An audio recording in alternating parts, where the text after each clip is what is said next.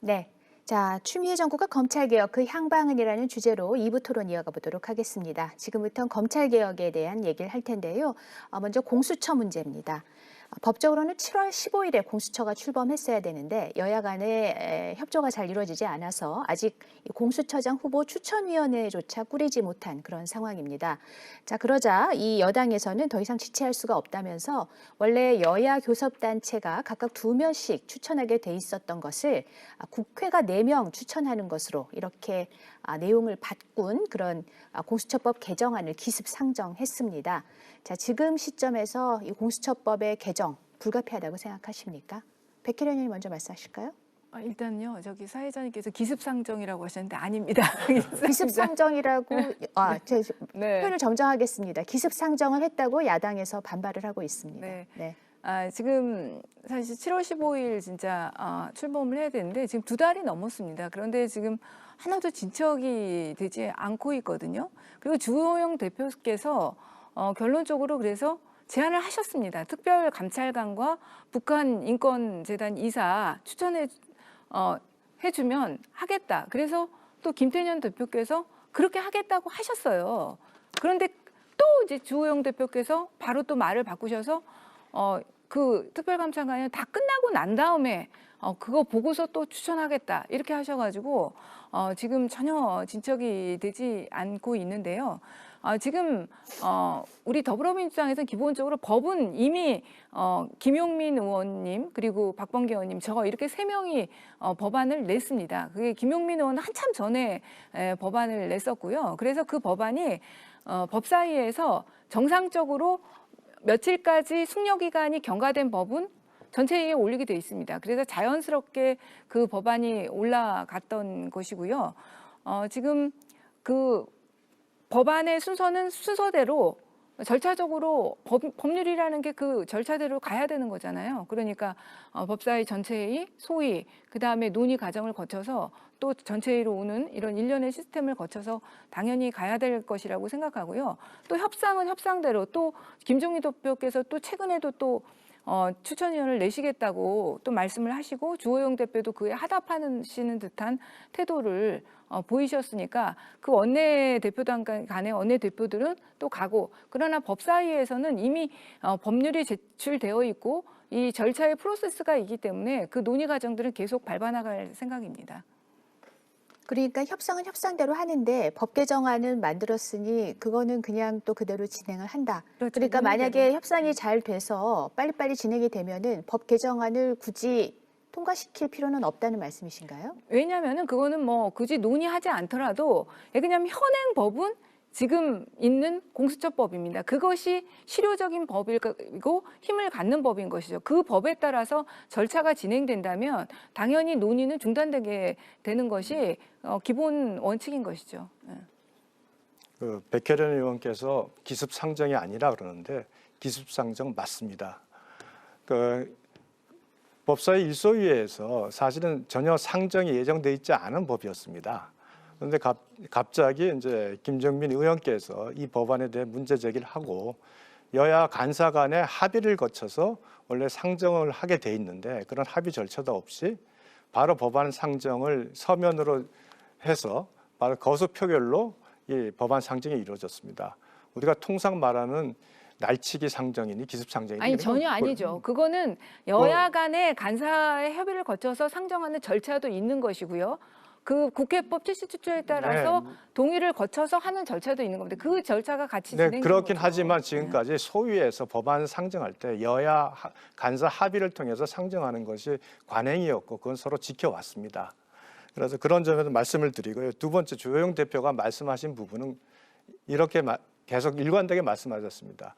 지난 3년 4년간 특별감찰관과 북한인권재단 이사를 민주당이 추천을 해야 되는데 추천을 하지 않고 있었다. 그것도 이미 법이 시행돼서 민주당이 말하는 위법 상태가 오랫동안 진행되고 있음에도 특별감찰관 추천도 안 하고 북한인권재단 이사도 추천을 안 했다. 그러니 그럼 그것부터 먼저 시행을 해준다면 우리가 공수처 추천위원 추천을 하겠다고 말씀을 드렸습니다. 그랬더니 전혀 응답이 없다가 갑자기 김태년 대표께서 그럼 동시에 하자 이렇게 말씀하셨습니다. 이 거래도 아니고. 그렇지 않아요. 그러니까 멘트를 그때 정확하게 네, 보세요. 근데- 주호영 대표가 동시에 하자고 분명히 하셨습니다. 야, 네. 그런데 생각을 해보십시오. 뭐 이낙연 대표도 말씀을 하셨습니다. 국회에서 통과된 법을 내가 찬성하지 않았다는 이유로 지키지 않는다면 의회 민주주의의 자기 부정이다. 근데 이미 3년 전 4년 된 시행된 법이고 특별감찰관과 북한인권재단 이사를 임명을 하는 것이 우선이죠. 그러니까 내가 가지고 있는 의무를 먼저 이해하고 나서 다시 상대방에게 그 요구를 할 수 있는데 그와 같은 요구 없이 지금 이렇게 진행하는 것은 저희 국민의힘으로서는 다수가 힘으로서 압박하고 겁박한다 이렇게 받아들이다 보니 뭐 저희가 항상 이 부분에 대해서 신뢰를 하지 못하고 그 방어적 입장을 취할 수밖에 없는 것입니다. 그리고 마지막으로 9월 23일 날 여야 간사 합의 없이 이제 상정을 했습니다. 그런데 아시다시피 그 전날 김종인 비대위원장이 우리 추천위원 추천한다고 말씀을 했습니다. 전날 그 정도 추천한다고 얘기했으면 적어도 국회에서 협치와 상생을 생각한다면 그렇게 기습상정할 일은 아니었다 이렇게 생각이 듭니다. 그래서 이 부분에 대해서는 저도 지금 새로 개정된 법을 보니 과거에 제가 상상할 수 없을 정도로 온갖 위헌적인 요소가 더 추가되고 아예 새로운 검찰청을 만드는 개정 법안이 올라왔는데 저희들도 기존 법률에 있는 절차에 대해서는 이런 상황이라면 어쩔 수 없이 추천을 해야 되지 않겠나 이렇게 생각을 하고 있습니다. 두 분이 얘기하셨으니까 저도 잠깐 말씀드리면 주호영 원내대표 얘기는 언론에 명확하게 나온 게 동시에 추진하자였고 김태년 의원이 받았더니 다시 말씀을 바꾸셔서 특별감찰관부터 먼저 해라라고 이제 톤을 바꾸셨고 그건 확인해 보시면 될 것 같고 지금 백혜련 의원 안을 포함해서 지금 민주당 안이 3가지인데 사실 뭐 당론이란 게 명확하게 정해져 있지는 않고요. 백혜련 의원님께서 제시하진 않은 김용민 의원 안하고는 좀 많이 다릅니다.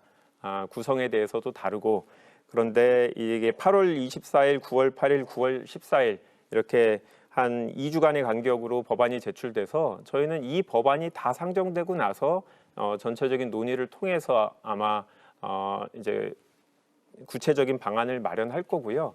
지금 국민의힘에서 계속 임명한다, 사실은 고민 중이다, 사실은 후보가 미리 있다라는 얘기가 나온 지 한참 됐습니다. 언제까지 기다려야 되는지 저희는 갑자기 말을 바꿀 가능성도 고려해서 우리 입장에서는 플랜 B를 운영하지 않을 수 없는 상황이고요.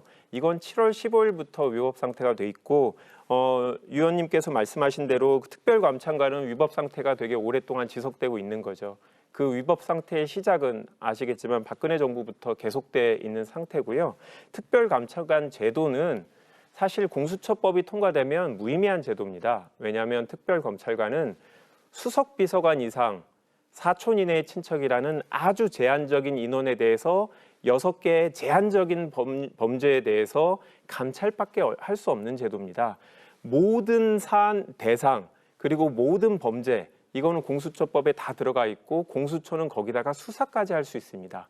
저희들이 입장에서 볼 땐 공수처법안이 다 통과됐고 이제 시행이 될 건데 특별감찰관이라는 거는 어떻게 보면 불필요한 제도라는 인식을 갖고 있었습니다. 그럼에도 불구하고 국민의힘에서 그걸 동시 추진하자고 하면 저희는 하겠다. 운영 과정에서 문제가 있겠지만 그거는 우리가 공수처를 통과시키기 위해서 감수하고 또 나중에 여야 간에 함께 풀어야 될 문제이기 때문에 주호영 의원의 안을 원내대표의 안을 받으려고 한 건데 지금 갑자기 또 말씀을 바꾸셔서 어려운 건데요.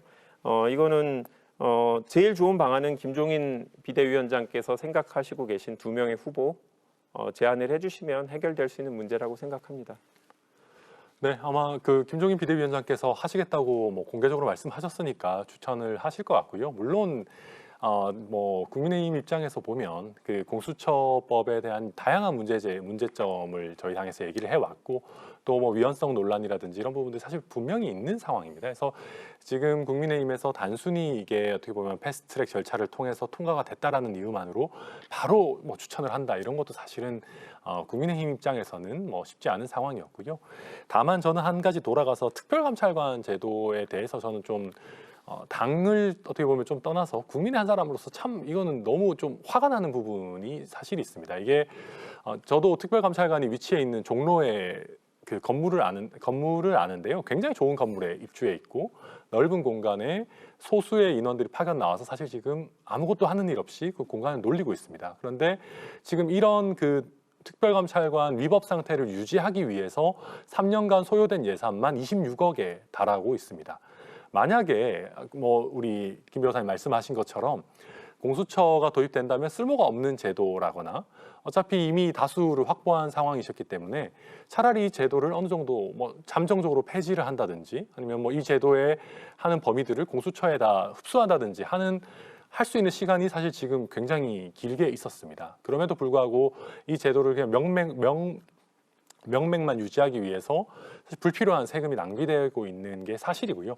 그러다 보니까 주호영 원내대표 입장에서도 아니 이런 식으로 세금만 계속 나가도록 방치할 수는 없다. 한시라도 빨리 특별감찰관 공석부터 채우자라는 얘기를 했고 이 얘기를 주호영 원내대표가 이번에 한 번만 한 게 아니라 국민의힘에서는 여러 차례에 걸쳐서 특별감찰관 공석부터 좀 채우자라는 얘기를 긴 기간 해왔습니다. 근데 이제 그게 아마도 특별감찰관 제도를 다시 되살리게 되면 좀 공수처랑 어떻게 보면 좀 안 맞는 부분, 뭔가 이렇게 그런 부분들이 있어서 민주당에서도 좀 미뤄왔던 것 같은데요. 다만 저는 그렇기 때문에 이 제도가 공수처 같은 경우는 아직 뭐 사무실을 얻어놓고 임대료가 나가고 이런 상황은 아니지 않습니까? 그러다 보니까 비용이 나가고 있는 기관부터 빨리 정상화하자라는 얘기가 그렇게 비합리적인 얘기는 아니다. 저는 그렇게 말씀드립니다. 뭐 준비 기구를 이미 만들어서 공수처 준비기구도 있고요. 이미 공수처 공간까지 다 확보돼 있습니다. 네. 그런데 지금 추천위원회에서 출범만 시키면 되는 모든 준비가 완전히 세팅되어 있는 상태입니다. 근데 안 되고 있는 거고요. 특별감찰관에서 제가 말할게요. 이 특별감찰관이 먼저 출범하게 됐던 것이 왜 출범하게 됐냐면요. 그때 당시에 사실 그때도 우리 더불어민주당은 일종의 공수처의 성격을 갖는 기구특검을 주장을 했었습니다. 기구특검을 특검 제도에서요. 근데 결국 그게 논의 과정에서 그때 여당이었던 새누리당인가요? 그게 못 받겠다고 계속 하신 거예요. 그래서 결국 어떤 타협점으로 우리가 특별감찰관 제도와 제도특검을 받게 됐습니다. 결국 그렇게 된 거죠. 그래서 기본적으로는 이것이 공수처 그 당시에도 공수처나 기구특검이 있다면 특별감찰관은 불필요한 제도라고 생각했었습니다. 그런 상황에서 사실 이 특별감찰관이 공석이 된 것은 우리 정부에서가 아니죠. 박근혜 정부에서 그때 당시에 특별감찰관이 그 비리 첩보를 하고 수사를 하게 되면서 완전히 공석이 되고 제가 그때 특별감찰관들이 있는 사무실에도 가봤습니다. 특별감찰관은 없는 상태에서 그 정말 그 연차가 낮은 변호사가 그 밑에 이렇게 관리를 하면서 저희 국정감사장에도 나와서 거의 좀 눈물을 흘리면서 증언을 하기도 하고 했었습니다. 그런 상태로 계속 있었던 것이고요. 그래서 우리는 공수처를 띄우면서 이 제도는 없어져야 될 제도이고 기구라고 사실 판단을 했던 부분이 있습니다. 그리고 여전히 그 유효한 부분이 있는데 지금 야당 측에서 계속적에서 그럼에도 불구하고 특별감찰관을 주장을 하시니까 그거는 우린 입장에서는 양보를 한 거거든요. 어떻게 보면. 그래서 동시에 하시겠다고 했으면 그대로 좀 해주세요. 정말 이거 저는 이 논의를 보는 국민들께서도 얼마나 불편하고 필요하실까 이런 생각이 듭니다. 네, 좋은 말씀이신데요. 자, 먼저 특별감찰관이 무의미하다. 그거는 조금 제가 생각이 다릅니다. 지금 대한민국의 대통령은 제왕적 대통령입니다. 절대 권력을 갖고 있다는 거죠. 절대 권력을 갖고 있는 그 주변은 언제나 부정이 항상 도사리고 있는 위험이 있습니다. 그 주변에 있는 사람들이 권력을 항상 오남용할 위험이 있고요. 그렇다면은 그것이 불법은 아니더라도 그 위험이 없도록 누군가 더 감시할 수 있다면 그 기구는 당연히 의미가 있는 겁니다. 특별감찰이라는 것은 수사가 아닙니다. 그리고 고위공직자수사처는 무슨 정보를 취득하거나 뭐 이같이 그 정보 수집 활동을 할 수 있는 기능이 없으니 특별감찰관실에서 감찰 활동을 통해서 사실은 그 대통령 주변 권력들이 어떻게 권력을 오남용하거나 그걸 통해서 불법의 가능성이 있다면 그것을 정보를 수집해서 또 그것이 수사 혐의가 있다면 당연히 공수처에 전달을 함으로써 절대 권력의 부패, 절대 권력의 남용을 막을 수 있는 겁니다. 그러니까 특별감찰관을 그리고 아무 의미 없는 기구라고 폄훼하는 것은 처음부터 그 이낙연 대표가 말했듯이 내가 동의하지 않았으니 나는 거기에 의미를 두지 않는다. 그 의회 민주주의를 뭐 의회에 대한 자기 부정이다. 이 말의 어떤 자가 당착적 모습이고요. 그래서 이 특별감찰관에 대해서는 저희가 좀 생각을 바꾸셔서 그런 식으로 역할을 한다면은 대한민국의 어떤 그 권력의 부패나 오남용을 막을 수 있는 좋은 역할을 할 수 있다 생각을 하고 자,